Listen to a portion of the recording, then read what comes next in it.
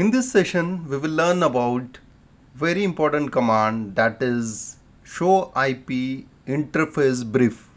So this command show IP interface brief can be used to view a summary of the router interfaces.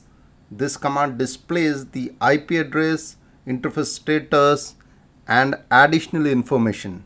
So I will use the same script which is available on the GitHub. So I have just opened the script. Now here we are trying to get the output of the show IP INT brief in the entire fabric.